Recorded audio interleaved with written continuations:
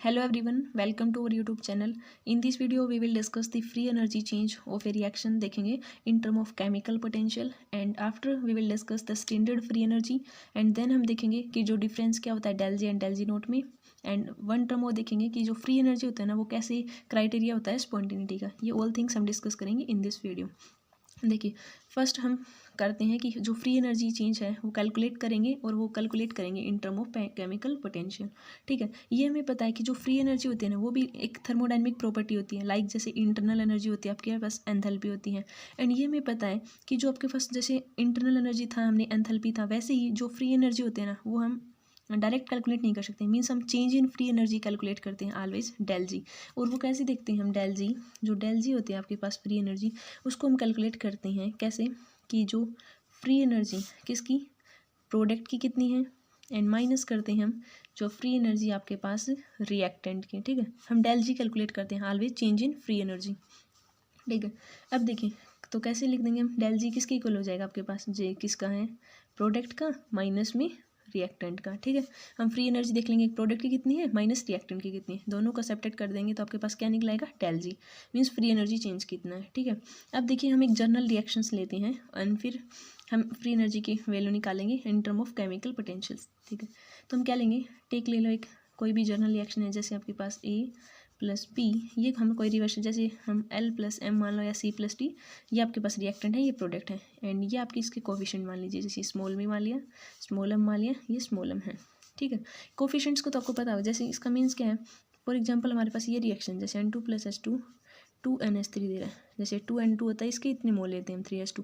तो यहाँ पे ए क्या है जो स्मॉल ए है ये क्या इसको बता रहा है कोफिशिएंट्स को. तो इन दिस रिएक्शन ए की वैल्यू क्या है 2 एंड बी की वैल्यू 3 एंड एल एम जो प्रोडक्ट जैसे यहाँ पे कोफिशिएंट कितना है 2. तो ये कोफिशिएंट्स बताते हैं जो small A B and A B जो भी आपके रिएक्टेंट है एंड ये आपके प्रोडक्ट है.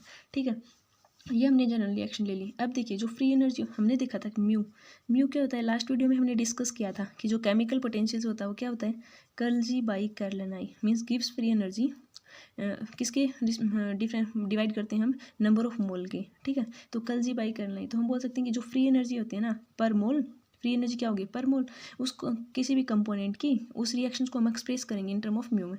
अब देखिए इस रिएक्शंस के लिए हमें डेल जी निकालना है तो हम कैसे कैलकुलेट करेंगे. अब देखिए ठीक है, अब डेल जी किसे करेंगे प्रोडक्ट की कितनी है जैसे एल प्लस में स्मॉल एम माइनस में रिएक्टेंट क्या है आपके पास कोफिशिएंट ए प्लस में बी इंटू बी. अब देखिए अब हमें इसको केमिकल पोटेंशियल्स की टर्म में एक्सप्रेस करना है. ठीक है, तो कैसे करेंगे तो del G equal to L हो जाएगा. अब ये इसको किस में एक्सप्रेस करेंगे केमिकल पोटेंशियल म्यू में, तो इसको लिख लेंगे L into mu L plus में स्मॉल एम, ये हो जाएगा ये है कैपिटल एम. ठीक है, जो रिएक्टेंट आपकी एंड माइनस क्या करते हैं हम रिएक्टेंट, तो रिएक्टेंट का कितना हो जाएगा ए इंटू म्यू ए प्लस में बी इंटू म्यू बी. तो ऐसे अब हमने क्या कर दिया जो फ्री एनर्जी चेंज था वो किसकी टर्म में निकाल दिया केमिकल पोटेंशियल्स की टर्म में. कुछ नहीं किया सिंपल जर्नल रिएक्शंस थी. डेल जी हमने पता है कि प्रोडक्ट माइनस रिएक्टेंट होता है वो म्यू की टर्म में लिख दिया. तो एल इंटू ये म्यू एल की टर्म में हमने एक्सप्रेस कर दिया यहाँ पे म्यू के यहाँ पे केमिकल पोटेंशियल जो होता है curl G by curl N I means यहाँ पे change in free energy respect to number of moles के. ठीक है, अब एक टर्म आती है आपके पास. फर्स्ट तो ये पूछ सकते हैं आपके 2 मार्क्स में कि फ्री एनर्जी चेंज बताइए in term of chemical potential and second पूछ सकते हैं कि जो स्टैंडर्ड फ्री एनर्जी है स्टैंडर्ड फ्री एनर्जी चेंज निकालो रिएक्शंस का. ये हमने क्या निकाला सिंपल यहाँ पे डेल जी का मीन्स है कि फ्री एनर्जी चेंज निकालती रिएक्शन में. अब स्टैंडर्ड लगा दिया दैट मीन्स ये है del G note standard conditions के ऊपर जो नोट लगा देते हैं स्टैंडर्ड मीन्स. स्टैंडर्ड का मीन्स क्या यहाँ पे जो 298 केल्विन तो क्या होगा आपके पास टेम्परेचर होगा एंड 1 एटमोस्फेयर क्या होगा प्रेशर होगा गैस की कंडीशन है तो एंड सॉल्यूशन है तो 1 मोल क्या हो जाएगी कंसनट्रेशन 1 मोल पर लीटर. ये है स्टैंडर्ड कंडीशन. तो वैसे भी आपसे बस 1 या 2 मार्क्स में पूछ लेते हैं जैसे. तो स्टैंडर्ड कंडीशन क्या होती है टेम्परेचर या प्रेशर की, तो हमें पता होना चाहिए temperature 298 kelvin and 1 atmosphere pressure होना चाहिए एंड कंसनट्रेशन हो तो वो 1 मोल पर लीटर. अब देखिए स्टैंडर्ड में कैसे डिफाइन कर देंगे सेम डेल जी नोट क्या हो जाएगा आपके पास जी नोट किसका प्रोडक्ट का एंड माइनस में जी नोट रिएक्टेंट का. ठीक है, तो वैसे ही हम अब इसको देखो ये डेल जी सिंपल था. अब हमें स्टैंडर्ड में निकालना तो सेम ऐसे ही हो जाएगा बस यहाँ पे नोट लग जाएगा. तो हमारे पास क्या हो जाएगा del G naught equal to देखो एल इंटू में म्यू एल नोट प्लस में एम क्या है इसका प्रोडक्ट का लिख लिया माइनस हम क्या करेंगे रिएक्टेंट का. तो रिएक्टेंट के क्या कोफिशिएंट थे small A into mu naught A plus में B into mu naught B. ठीक है, यहाँ पे जो म्यू नोट ए है, एल एम है, ये क्या है, सारे स्टैंडर्ड केमिकल पोटेंशियल है, जैसे ये एल और एम का, ये ए एंड बी का। ठीक है, अब आपसे जैसे डिफरेंस पूछ लिया तो सिंपल हम बता सकते हैं कि डिफरेंस क्या है, जो del G and del G naught में। तो डेल जी नोट तो डिफरेंस हो गया आपके पास जो फ्री एनर्जी का, किसमें, प्रोडक्ट एंड रिएक्टेंट, जब ऑल किसमें स्टेट में है, स्टैंडर्ड स्टेट में है। एंड डेल जी जब सिंपल आपके पास जो कंसंट्रेशन दे रखे हैं सिंपल प्रेशर्स के ऊपर, मीन्स वो स्टैंडर्ड स्टेट में नहीं है, तब आप डेल जी है। And del G naught means वो स्टैंडर्ड स्टेट में है। तो ये डिफरेंस इन दोनों के बीच में। ठीक है, एंड जो हमारे पास ये है, हम इक्विलिब्रियम की कंडीशन, वेहन जब डेल जी जीरो हो जाता है ना, तब बोलते हैं हम ये इक्विलिब्रियम की कंडीशन आ गई। डेल जी जीरो, तब वो इक्विलिब्रियम की स्टेट में पहुंच जाता है। ठीक है, अब देखिए हमारे पास एक टॉपिक आता है क्या, कि free energy change. Free energy change किसका क्राइटेरिया होता है आपके पास, स्पॉन्टेनिटी का। अब देखिए फर्स्ट तो देखो स्पॉन्टेनियस के बारे में हम डिस्कस कर चुके हैं, जैसे थर्मोडायनेमिक में भी हमने देखा था। देखो स्पॉन्टेनियस रिएक्शन क्या होती है, वैसे हमें पता है कि जो रिएक्शन खुद से हो जाए, मीन्स इट सेल्फ हो जाए, कोई भी हमें एक्सटर्नल फोर्स अप्लाई ना करना पड़े। जैसे फॉर एग्जाम्पल हमें पता है कि एनर्जी, अब देखिए नेचर में हमें पता है कि एनर्जी का ट्रांसफॉर्मेशन हमेशा कैसे होता है, हाई टू लो, अपने आप हो जाता है, हाई से हाई एनर्जी से लो एनर्जी ट्रांसफॉर्मेशन होता है। तो ये कैसी रिएक्शन है, स्पॉन्टेनियस रिएक्शन। जैसे हम सिंपल देखते हैं, जैसे कार्बन है प्लस में O2 है, ये एक स्पॉन्टेनियस रिएक्शन होती है, अपने आप हो जाती है, कोई एक्सटर्नल अप्लाई जरूरत नहीं करनी पड़ती, carbon plus O2 CO2। And हमें पता है एक्जोथर्मिक होती है, डेल जी नेगेटिव। वैसे जो मोस्टली एक्जोथर्मिक रिएक्शन होती है ना, वो स्पॉन्टेनिटी के क्राइटेरिया में आती है, मोस्टली बोलते हैं, ऑल नहीं। ठीक है, अब स्पॉन्टेनिटी टर्म हम डेल जी की टर्म में कैसे एक्सप्रेस करेंगे। ठीक है, तो ये हमसे पूछ लेते हैं कि जैसे फ्री एनर्जी चेंज बताओ, क्राइटेरिया ऑफ स्पॉन्टेनिटी। तो ये देखिए जो फ्री एनर्जी चेंज होता है ना केमिकल रिएक्शंस का, वो मेजर करता है कि कितनी टेंडेंसी है हमारी रिएक्शंस की किसकी प्रोसीड होने की, स्पॉन्टेनियस की तरफ। अब देखिए हम केस पढ़ते हैं, देखो ये हमने देख लिया कि डेल जी जब आपके पास जीरो है, तब तो आपके पास क्या आ गया, इक्विलिब्रियम। ठीक है, एंड सेकंड जो डेल जी है जब लेस देन होता है ना जीरो से, that means del G negative, तब हम बोलते हैं हमारी रिएक्शन क्या है, स्पॉन्टेनियस है। ठीक है, एंड जब डेल जी आपके पास ग्रेटर देन जीरो होता है ना, मीन्स डेल जी पॉजिटिव, तब होता है आपके पास नॉन स्पॉन्टेनियस। तो ये कंडीशन आपको पता होना चाहिए कि जीरो होता है तब equilibrium, less than zero means del G negative है तब स्पॉन्टेनियस की वैल्यू आती है, एंड पॉजिटिव है तब आपके पास नॉन स्पॉन्टेनियस। अब देखिए नेगेटिव कब आएगी हमारी, अब देखो डेल जी क्या था, प्रोडक्ट माइनस रिएक्टेंट। देखो हमने क्या देखा था, डेल जी था प्रोडक्ट माइनस रिएक्टेंट। अब ये टर्म देखो, हमें डेल जी की वैल्यू नेगेटिव लानी है, तो वो कब आ सकती है, नेगेटिव तभी होगा ना, हम लेस टर्म, ये देखो ये कुछ कम है, मान लिया हमने प्रोडक्ट की, हमने मान लिया कि 20 है।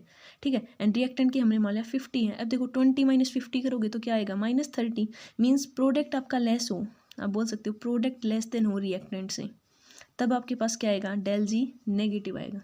ठीक है, तो नेगेटिव स्पॉन्टेनियस में क्या होगा कि प्रोडक्ट आपका लेस देन होगा रिएक्टेंट से, देन आपके पास डेल जी होगा नेगेटिव। वो किसका क्राइटेरिया आपके पास, स्पॉन्टेनियस का। ठीक है, अब हमने देखी कि कोई भी रिएक्शन दे रखी थी एंड उसकी हमने डेल जी की वैल्यू कैलकुलेट की, ये वो नेगेटिव आ रही है ना, तो ये सजेस्ट कर रही है कि वो स्पॉन्टेनियस रिएक्शन है। ठीक है, एंड डेल जी की वैल्यू पॉजिटिव आ रही है, पॉजिटिव कब आएगी, मीन्स जब आपके पास प्रोडक्ट ग्रेटर हो रिएक्टेंट से, तब वो आपके पास नॉन स्पॉन्टेनियस रिएक्शन है। एंड इक्विलिब्रियम की कंडीशन कब आती है, तब आपके पास जब प्रोडक्ट एंड रिएक्टेंट दोनों की कंसंट्रेशन सेम हो जाए। देखो जी ऑफ प्रोडक्ट इक्वल टू हो जाए जी ऑफ रिएक्टेंट, तो दोनों इक्वल हो जाएंगे तो क्या वैल्यू आ जाएगी, जीरो। तो दैट मीन्स डेल जी की वैल्यू जीरो आएगी, इसको मीन्स क्या यहाँ पे इक्विलिब्रियम की कंडीशन एज्यूम कर ली उसने। ठीक है, तो हम क्राइटेरिया होगा ना ये फ्री एनर्जी का एट केमिकल इक्विलिब्रियम पे। अब देखिए हम ग्राफ देखते हैं, जैसे किसका, जो हमारे पास जो फ्री एनर्जी है और उसका टाइम के साथ में। ठीक है, तब कैसे ग्राफ आता है। अब हमें देखो ये भी एक टॉपिक आता है, बस नेक्स्ट टॉपिक है, जैसे क्राइटेरिया आपके पास फ्री एनर्जी का एट केमिकल इक्विलिब्रियम पे। तो फ्री एनर्जी का केमिकल इक्विलिब्रियम पे क्या क्राइटेरिया कि वो जीरो होना चाहिए। जीरो कब होगा, जब आपके पास प्रोडक्ट की रिएक्टेंट की कंसंट्रेशन जीरो होगी, तभी वो जीरो आएगा, क्योंकि हमारे पास डेल जी क्या था, G of product minus G of reactant, ये दोनों इक्वल होंगे तब जीरो आ गया। अब ये हमें पता है, जैसे आपके पास ये कोई रिएक्शन है, ठीक है, जब हमारे पास रिएक्शन स्टार्ट ही नहीं हुई है, तो स्टार्टिंग में आपके पास रिएक्टेंट की कंसंट्रेशन काफ़ी हाई होती है, क्योंकि प्रोडक्ट तो तब बनता है, कुछ भी नहीं होता, स्टार्ट ही होती है रिएक्शन। तो स्टार्टिंग में हमारे पास हमें बताया कि जो रिएक्टेंट है आपके पास उसकी कंसंट्रेशन क्या होती है, हाई, एंड प्रोडक्ट की बाद में क्या होती है, बाद में टाइम के साथ क्या होता है, रिएक्टेंट की कंसंट्रेशन तो हमें पता है डिक्रीज होती होगी एंड प्रोडक्ट की कंसंट्रेशन इंक्रीज होगी। ये तो हमें सिंपल पता है, कोई भी रिएक्शन बन रही है तो रिएक्टेंट स्टार्टिंग में ज़्यादा है, अब टाइम के साथ आपके पास रिएक्टेंट वाली जितनी मोल जैसे वो किस में कन्वर्ट हो जाती हैं, प्रोडक्ट में। तो देखो ये रिएक्टेंट था स्टार्टिंग में हाई होता है एंड बाद में क्या हो जाता है, कम हो जाता है उसके। एंड प्रोडक्ट की कंसंट्रेशन स्टार्टिंग में कम होती है एंड बाद में जब रिएक्शन कंप्लीट हो जाती है तो प्रोडक्ट की हाई हो जाती है। ठीक है, ये क्या क्या है आपके पास रिएक्टेंट है। ठीक है, ये आपके पास सिंबल। ठीक है, एंड ये है आपके पास प्रोडक्ट। ये जो स्टेट आई है ना, इसको बोलते हैं हम इक्विलिब्रियम स्टेट।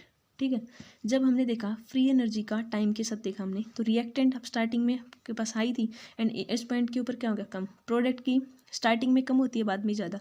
एंड यहाँ पे जब आपके पास रिएक्टेंट और प्रोडक्ट दोनों इक्वल हो गए तो वो कौन सी स्टेट आ गई, इक्विलिब्रियम। क्योंकि देखो प्रोडक्ट और रिएक्टेंट दोनों इक्वल हो गए, मीन्स डेल जी की वैल्यू क्या आ गई, 0। तो यही क्राइटेरिया होता है आपके पास इक्विलिब्रियम का।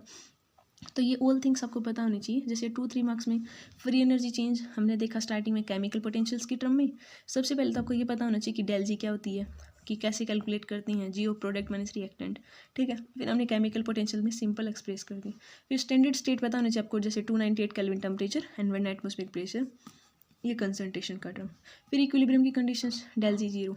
एंड देखिए वन थिंग्स यहाँ पे आपकी ज़रूरत नहीं, वैसे हम नॉलेज के लिए बता रहे हैं। हमें पता है कि जैसे हम एंट्रोपी देखते हैं, हम डेल एस पॉजिटिव होता है ना, तो हम बोलते हैं कि वो रिएक्शन कैसी है, स्पॉन्टेनियस है। ठीक है, तो ये क्राइटेरिया अपने नॉलेज के लिए देख सकते हो कि डेल एस तो पॉजिटिव होना चाहिए ऑलवेज एंड डेल जी आपके पास नेगेटिव होना चाहिए। ये क्या है, रिएक्शन आपकी स्पॉन्टेनियस होगी।